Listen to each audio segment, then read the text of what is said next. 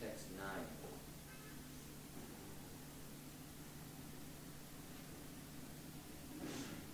Etavan avyayo dharma. Etavan avyayo dharma. Punya shloka upasita. Punya shloka rupasita. Yo buddha shloka harshavyam. Yo buddha shloka harshavyam.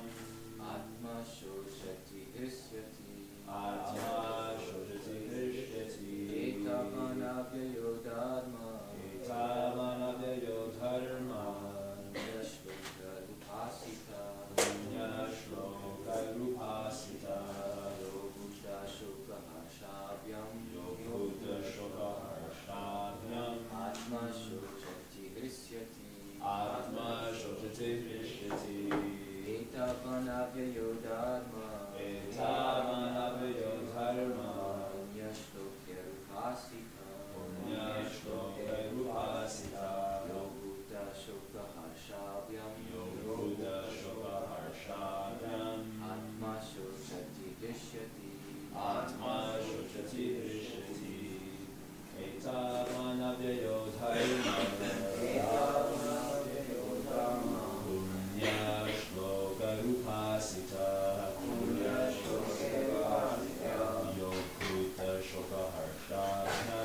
Yo buddha shloka harshavyam. Atma shoshati hrishyati.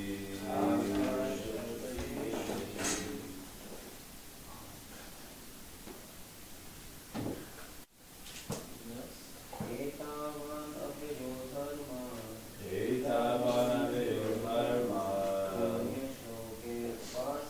Punya shloka upasita. Punya shloka rupasita. Yo buddha shloka harshavyam. Yo buddha shloka harshavyam. Atma shoshati hrisyati. Atma shoshati hrishyati.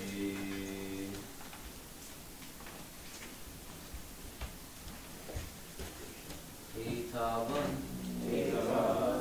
This much. This much. Avyaya. Avyaya. Imperishable. Imperishable. Dharma. Dharma. Religious principle. Punya shlokai. By famous persons who are celebrated as pious. By famous persons who are celebrated as pious. Upasita. Upasita. Recognized. Recognized. Ya. Yeah. Which. Buddha.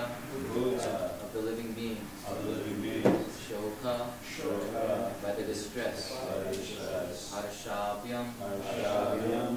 By the happiness. By the happiness. Atma. Atma. The mind. Mind. Shochati. Shoshati. Laments. Laments. Hirshati. Hirshati. Feels happiness. Feels happiness. Translation and purport by His Divine Grace A.C. Bhaktivedanta Swami Prabhupada.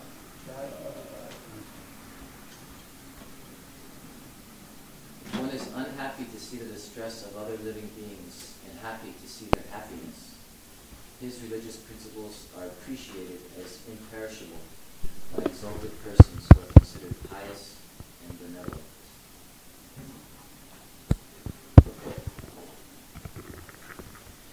One generally follows different types of religious principles and performs various occupational duties according to the body given to him by the modes of material nature. In this verse, however, real religious principles are explained. Everyone should be unhappy to see others in distress and happy to see others happy. Atmavat sarvabhuteshu. One should feel the happiness and distress of others as his own. It is on this basis that the Buddhist religious principle of non-violence, ahimsa, dharma dharma, is established. We feel pain when someone disturbs us, and therefore we should not inflict pain upon other living beings. Lord Buddha's mission was to stop unnecessary animal killing, and therefore he preached that the greatest religious principle is non-violence. One cannot continue killing animals and at the same time be a religious man. That is the greatest hypocrisy. Jesus Christ said, "Do not kill. The hypocrites nevertheless maintain thousands of slaughterhouses while posing as Christians. Such hypocrisy is condemned in this verse. One should be happy to see others happy, and one should be unhappy to see others unhappy. This is the principle to be followed. Unfortunately, at the present moment, so-called philanthropists and humanitarians advocate the happiness of humanity at the cost of the lives of poor animals. That is not recommended herein. This verse clearly says that one should be compassionate to all living entities. Regardless of whether human, animal, tree, or plant, all living entities are sons of the Supreme Personality of Godhead. Lord Krishna says in the Bhagavad Gita, Sadhaguna Shukya Buddhaya Sarvavantiya Tasam Brahma Mahadyoni Aham Bija Pradapita. It should be understood that all species of life, O son of Kunti, are made possible by birth in this material nature, and I am the seed-giving Father. The different forms of these living entities are only their external dresses. Every living being is actually a spirit soul, part and parcel of God. Therefore, one should not favor only one kind of living being.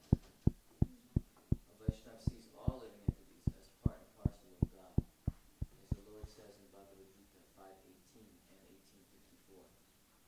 Yadvinaya Sampane Brahmane Devastin Shunichaiva Sapakacha Pandita Samadarshana.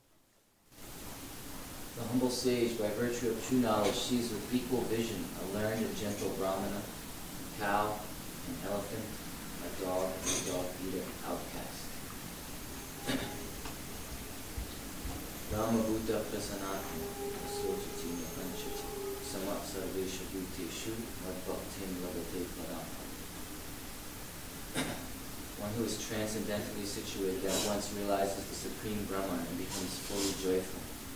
He never laments nor desires to have anything. He is equally disposed to every living entity. In that state, he attains pure devotional service to me. A Vaishnava, therefore, is truly a perfect person because he laments to see others unhappy, feels joy at seeing others happy. A Vaishnava is paradukkha dukkhi. He is always unhappy to see the conditioned souls in an unhappy state of materialism. Therefore, a Vaishnava is always busy preaching Krishna consciousness throughout the world.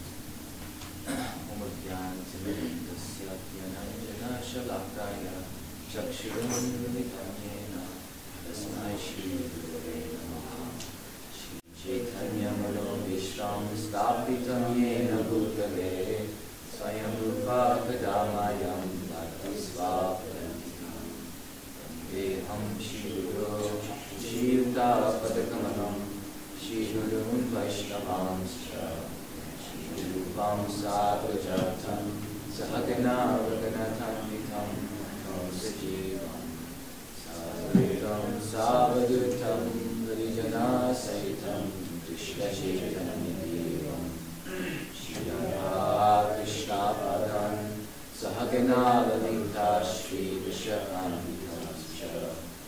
He Krishna Karuna Sindhu Dino Bandhu Jagatpate Gopisha Gopika Kanta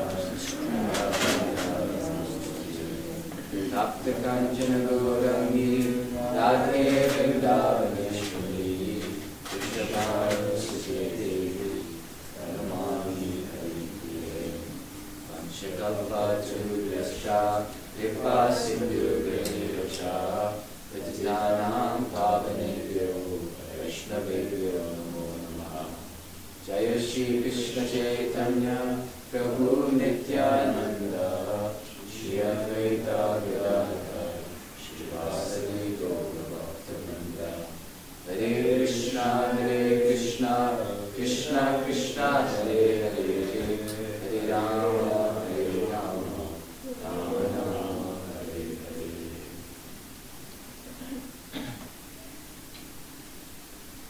Get to the blessings of the assembled devotees. Purush Prabhu, Arjuna Prabhu, Lavin Shakti Prabhu, ask for your blessings that say something in line with Guru Parampara for the benefit of the assembled devotees and for the pleasure of Shri Radhamrita.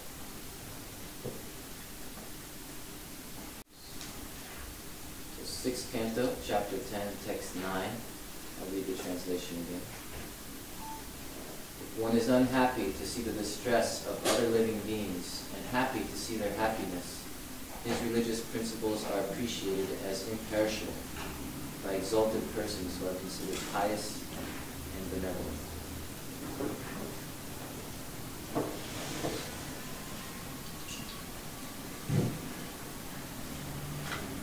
Noticing when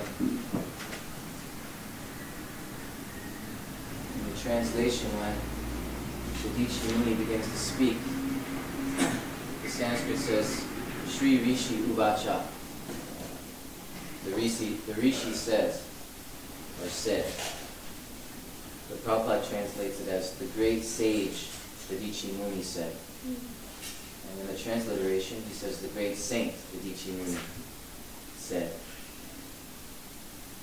So, what is greatness? Prabhupada's inserting that word greatness, even though it just says the Rishi said. And I think we're learning here from these verses what true greatness is, in a very dramatic way.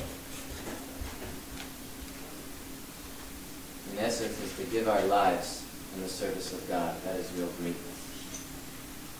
And when the demigods approach Sadichi Muni, and they ask for his body. Just imagine somebody comes up to you and says, I need your bones. Give me your bones. You're going to use his bones to create a weapon to destroy Vitrasura. So, his first response was interesting. Prabhupada says he has a joking response first. He says, you want my body? You want my bones? Don't you know how dear this body is to me? And death is very fearful, death is very painful, and you're asking for my bones?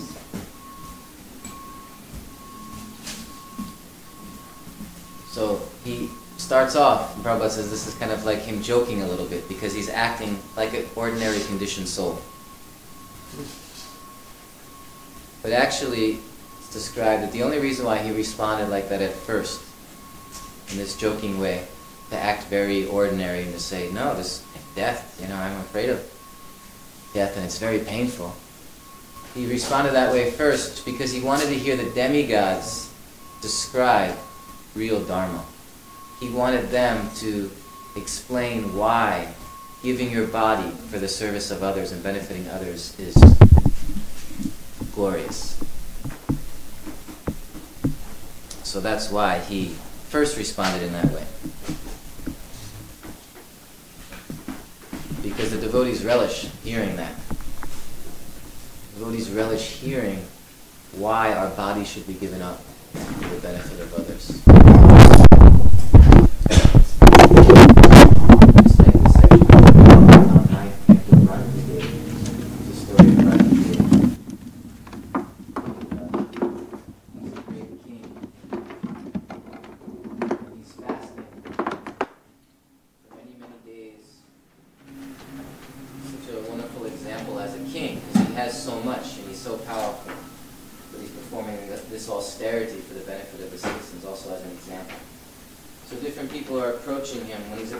His fast for a long time. I think it was 48 days or 88 days.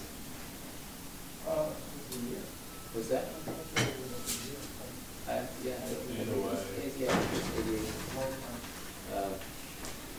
So he's fasting for a long time, and then different people, just when he's ready to break his fast, he's practically on the verge of dying.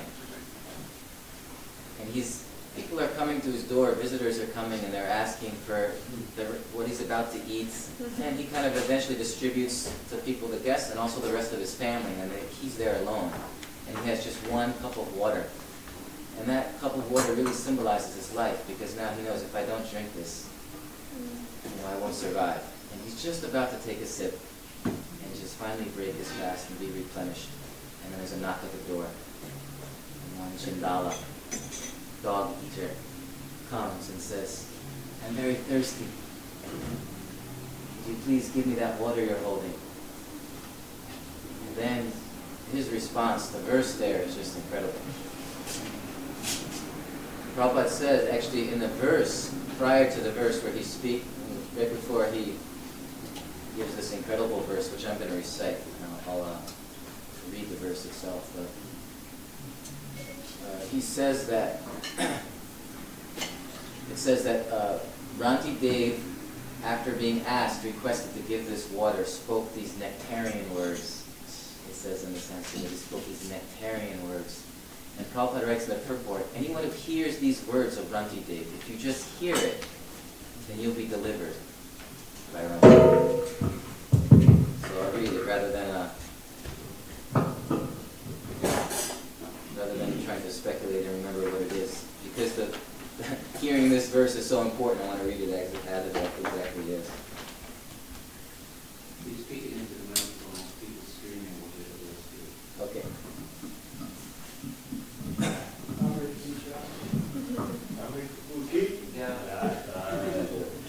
Just in time for this verse, because if you can hear this verse, you can be delivered. What is the location? This is 9th canto, 21st chapter, text 12.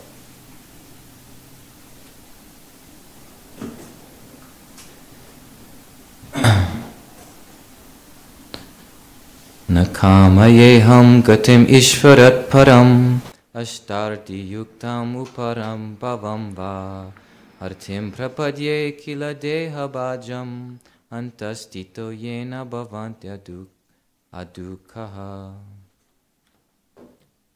I do not pray to the Supreme Personality of Godhead for the 8 perfections of mystic yoga, nor for the salvation from repeated birth and death.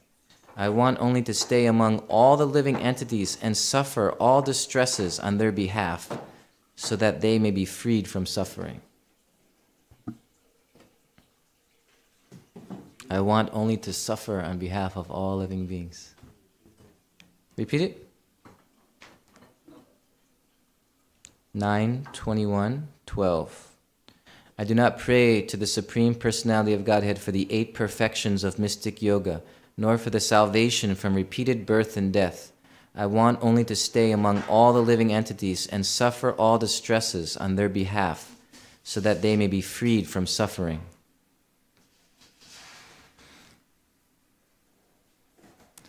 So, this kind of compassion is not of this world. Sometimes we feel a little compassion, right? But as Prabhupada points out in the purport, we're very selective where we place our compassion, because we don't have the vision of compassion.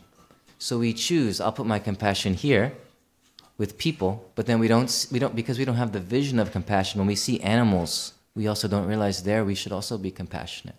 When we see earth, as we just walk around the earth, we're not conscious that also compassionate to Mother Earth. So material compassion is always selective. Some people are compassionate for this thing in the world. Other people are compassionate for this thing. But nobody has the vision of compassion that spreads and sees everything with compassionate eyes. That's a pure devotee. So this is a whole different level of compassion. When you think of a time in your life when you really experienced deep compassion. Did you like that feeling or not? Both. Why? Why both? What do you mean? Okay.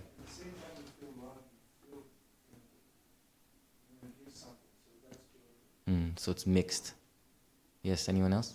Yeah, I remember helping somebody who was in a lot of distress, and I had to touch the person and everything. Yeah. And I felt like I have to do this because this person is suffering so much, it's breaking my heart. At the same time, I was worried, maybe that'll come to me. The affliction is afflicting him will now become mine.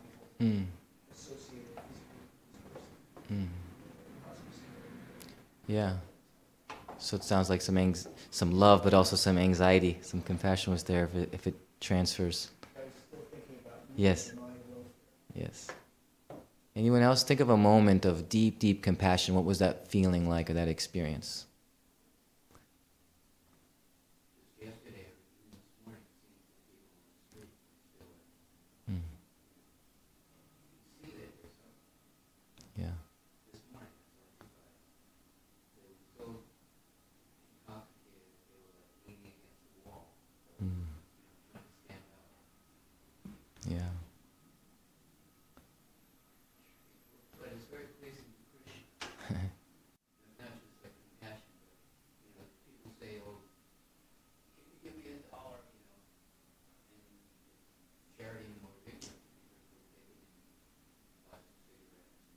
Mm. Yeah. Mm.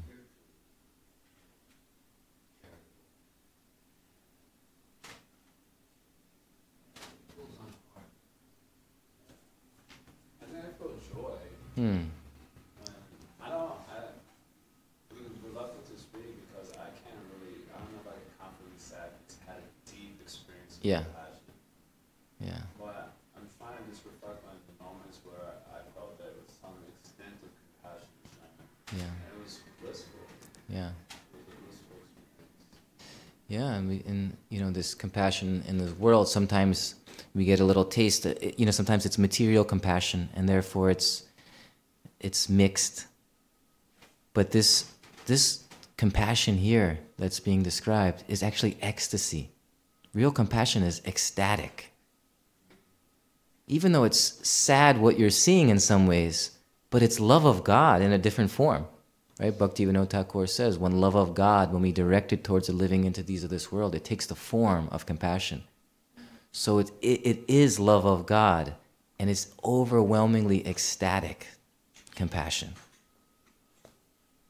It's actually not sad in some ways. I mean, we see the suffering, but we're so deep and overwhelmed by love that actually we want more and more of it. It's pleasing to Krishna. Because it's pleasing to Krishna, we're also experiencing the ecstasy of compassion. So imagine walking around in that state of consciousness. You're always feeling that deep compassion. You know, it's not that we want it to go away. We want to feel it. We want to feel it more and more. It is love of God in a different manifestation. So therefore, it is ecstatic. So, Dadichi Muni here, after a little humor at first, then his real heart comes out.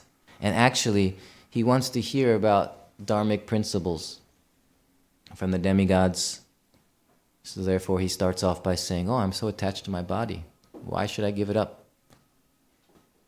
But actually, there's no hesitation in him at all to give up his body, which is amazing. No hesitation. He's ready to die. Which means he's already died. You can only be that ready to die when you've already died. Right? Again, imagine someone comes up to you and says, I need your bones. I need you to die. We need to kill you and take your bones. We'll respond like his first response. Don't you know what death means? Don't you know how dear this body is to me? But then his very quick second response. I'll read the previous verse again. Text 7, he says, the great Dadichi said, just to hear from you about religious principles, I refuse to offer my body at your request. Now, although my body is extremely dear to me, I must give it up for your better purposes, since I know that it will leave me today or tomorrow. And then the next verse. O demigods, one who has no compassion for humanity and its suffering and does not sacrifice his impermanent body for the higher causes of religious principles or eternal glory is certainly pitied even by the immovable beings. So very quickly, his second verse is just like, I'm just kidding. Take my body. Because if we don't sacrifice our bodies for other living entities, then we're pitied by the immovable living entities. The trees look upon us and think, what a shame. Because even the tree is giving its body in service of the Lord. You see, like in one sense, if you look at the immovable living entities, they're completely obedient to the Lord. There's no sin in one sense. Because they're just existing and giving. They don't protest anything. Prabhupada says, you cut down the tree, it will not protest. It gives shade in the summer. It gives shelter in the rain. It's giving in so many ways. It's giving oxygen to all of us so that we can breathe. So giving, just completely obedient in a certain way to the will of the Lord. But a human being, we struggle with that kind of giving. And therefore the animals And the immovable living beings, when they see that a human being is not willing to give themselves up to sacrifice for the benefit of others, they think, how sad. That's what this verse is saying. Adi Pushpa, you had a comment on that? When you see all the different kinds of suffering in the world, conclusion might be, well, what's the use? I really can't alleviate all the suffering. But our criteria for success is to do our best with Krishna. And that's total success. Effectively, Krishna remains the most things that are happening. Not everything. But it's incumbent on us to try to please Krishna and do our best. When Krishna please, that's it. We made it. There's so many people starving here or dying there. Or it's on us, each of us, to give ourselves. Okay, what do we do?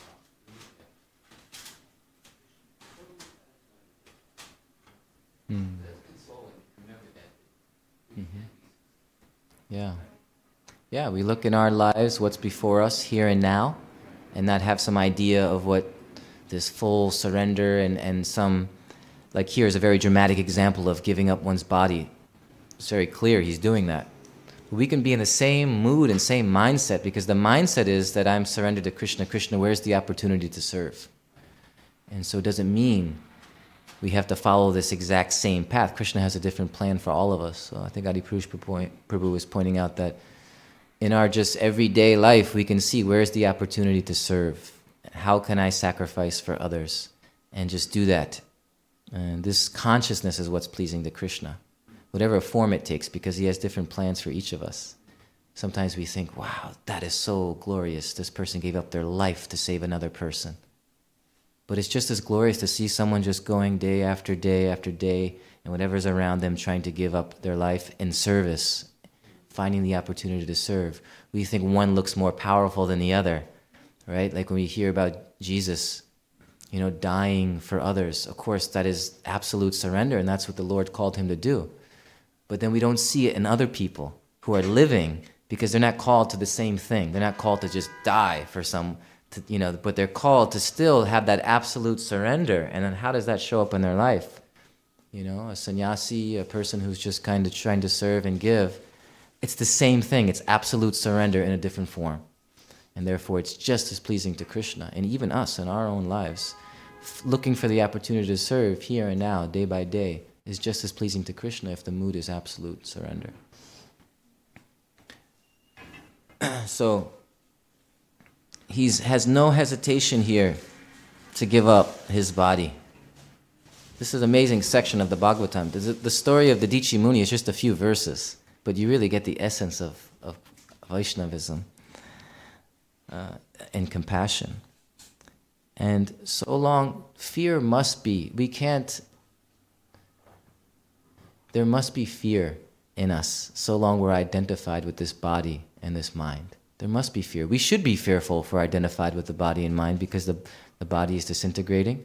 And also this mind, this personality, all of our likes and dislikes and opinions and idea that are all in the material plane, that's also disintegrating, and it will be gone. So if our identity is centered in those things, then we're going to be so fearful. Because we know the body has to go at death, but also the mind. This material mind also goes with time. It starts to disintegrate and change. Right? Like, just imagine, we have our particular likes and dislikes and ideas and opinions and beliefs and tendencies. Imagine 7 lives ahead. Fast forward. Imagine 45 lives ahead. Imagine 2,000 lives ahead. You are such a different person. This personality, this thing that we think is me, we're so identified with it, is completely changed. So our minds too, we take such shelter there and we hold on so tight, we cling to it. But we have to practice now while we're living, letting go of that a little bit and trying to connect to the spirit. If we can do that more and more, then when death comes, we're already situated in the spirit. There's no fear. So Dadichi Muni so quickly can just give up. He can just agree to this request because he's already died. That personality has already died. Not the eternal personality, but this material personality. Therefore, Rupa Goswami teaches us, Sarvapadi vinirmuktam tatparat vena nirmalam. Sarvopadi, giving up the upadis, that I'm this body, I'm this gender, this race. These are all upadis. We become very attached to these things. But to let them go and connect to that true designation, that I'm a servant of Krishna. If we're practicing that in the here and now, the more we practice, the more we take shelter of that principle and live it out by serving. Then gradually, maybe it's not even perceptible to us, but we're starting to lose this other false identity and we're getting more centered in the spirit. And then when death comes, there's no fear because we're already connected to the spirit. But if we're holding on tightly to this false personality, this body, then we should be afraid because it's being taken away. It will die with time, today or tomorrow. Right. We have different layers, you know. The outermost layer is the physical body. And then we have a layer of the subtle body that we kind of present ourselves in a certain way to the world. It's kind of like, the word persona means mask. That's what it means. So personality is like a mask. We have a mask on for the rest of the world. And then there are other layers deeper that get closer to the core, the soul, the spirit. What's the last layer before you get to the spirit? False ego. But what gives rise to the false ego? Yes. I'm the doer, I'm the enjoyer. Yeah, I'm the controller. Yeah. Anything else? Anything before that? How does that come? How does that arise? Avidya. But why does that arise? Avidya. Okay, that's the last layer, this verse. Krishna bahirmukha hoy bhoga vanchakari nikatastamai tare japatiya dare. The living entity turns their face away from Krishna. And at that moment, as soon as we turn away from Krishna, then we are seized. Prabhupada says that in one place we are struck down by the material energy. And then false ego and all of these things. So there's something at a very, very deep level within us. We've turned away from Krishna. It's a deep layer. It's like that original turning away. And that's where the real battle is in life. We're trying to battle so many things in this world, but this is the real battle, is to find that place within my heart that it actually turns away from Krishna and to make that change, turn back to Krishna, there within my heart. We're hearing here about the battle between the demigods and the demons. But this is the real battle. We have to confront that issue at some point. It's amazing. Everyone can live in this world and be very nice people and be good people, but nobody's confronting that very deep issue in the heart, and that's the source of all of our problems. We're opposed to God in our hearts, actually. And because of that, then we pick up so many other bad habits because we're trying to fill that void. There's something wrong on a very deep level within us. And because that's there, then we pick up all these other sinful bad habits. We become addicted to this or that, whatever it is. And we're just seeing those addictions and trying to solve that situation, not realizing that the deepest problem is that I've turned away from Krishna. And the real battle, the real thing to do is to turn back to Krishna. If we can make that adjustment on a deep level within us, then all these other bad habits will also fall away with time. But if we're just dealing with all the habits themselves and trying to overcome, people overcome lots of bad habits in this world and they get more and more free and they're happy, but still they're blind to this, that on the deepest core, the last layer before we get to the soul, is that something is turned away from God. And let me surrender to God now. Turn back to God. There's two kinds of we're almost out of time. So when we make that adjustment, we turn back to God in that deep way, then we get the vision of compassion. Then we're in a state of loving compassion, and it's not partial. It connects us back to that absolute plane, that unified plane, where all those qualities eternally flow from our hearts because we've reconnected to Krishna. So we have to be careful not to fall asleep to that battle. Just to always be aware. And therefore, when we do service, we remember this. Me doing this service in the right attitude is my turning back to Krishna.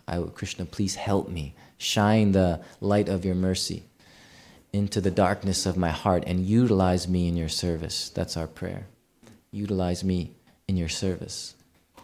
When we chant the Maha Mantra, we're practicing that consciousness. We're entering into that consciousness.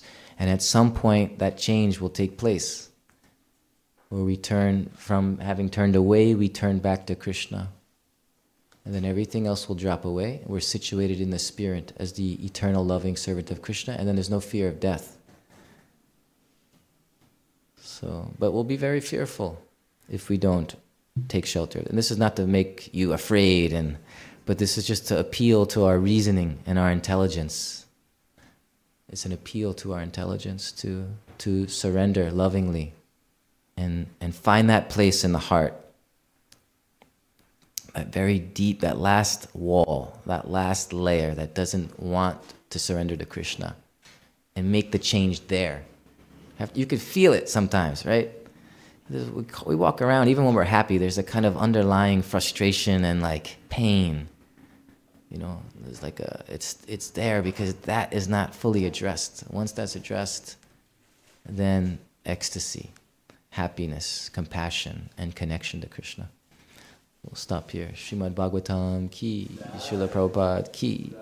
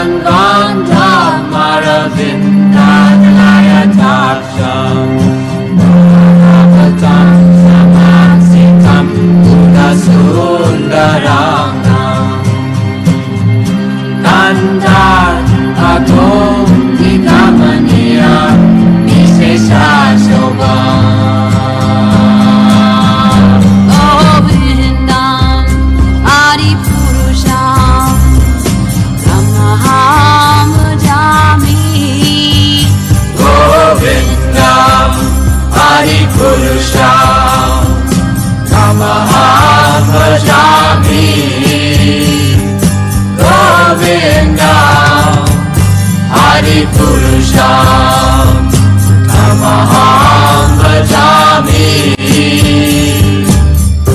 Andani Yasa Sakalen Driya Priti Manti Vasyanti Panti Kayanti